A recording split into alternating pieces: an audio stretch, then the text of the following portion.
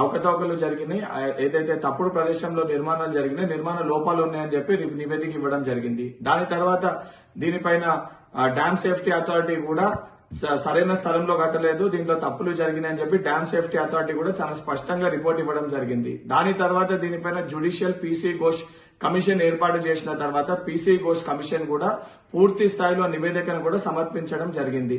సమర్పించిన తర్వాత దీన్ని పూర్తి స్థాయిలో ఈ 3 నివేదికలని అసెంబ్లీలో పెట్టి దీనిపైన చర్చ కూడా జరపడం జరిగింది. చర్చ జరిపిన తర్వాత పదే దీన్ని సిబిఐకి అప్పచెప్పాలంటే పూర్తి స్థాయిలో ప్రభుత్వం ప్రొసీజర్ ప్రకారంగా జియో తీసి దీన్ని సిబిఐ కూడా విచారణకి అప్పచెప్పడం జరిగింది. ఈ రోజు హైకోర్టు ఇచ్చిన తీర్పు తాత్కాలికంగా ఓన్లీ టెక్నికల్ గ్రౌండ్స్, ఏదైతే జ్యుడిషియల్ కమిషన్ సంబంధించిన టెక్నికల్ గ్రౌండ్స్ ని పరిశీలన గురించి మటుకి హైకోర్టు మాట్లాడింది తప్ప ఎక్కడ కూడా ఎవరికి కూడా దీంట్లో క్లీన్ చిట్ ఇవ్వలేదు. క్లీన్ చిట్ రాకముందే నిన్న భయానికి ఢిల్లీకి వెళ్లి ఢిల్లీ పెద్దలు కొంతమంది బీజేపీ నాయకులతో లోపాయిక ఒప్పందాలు చేసుకుని ఏది కాకముందే జరిగిపోయినాము, బయటపడ్డామని చెప్పి హైకోర్టు తీర్పు కూడా సిబిఐ యొక్క విచారణకి ఎటువంటి అడ్డంకి కూడా లేదు.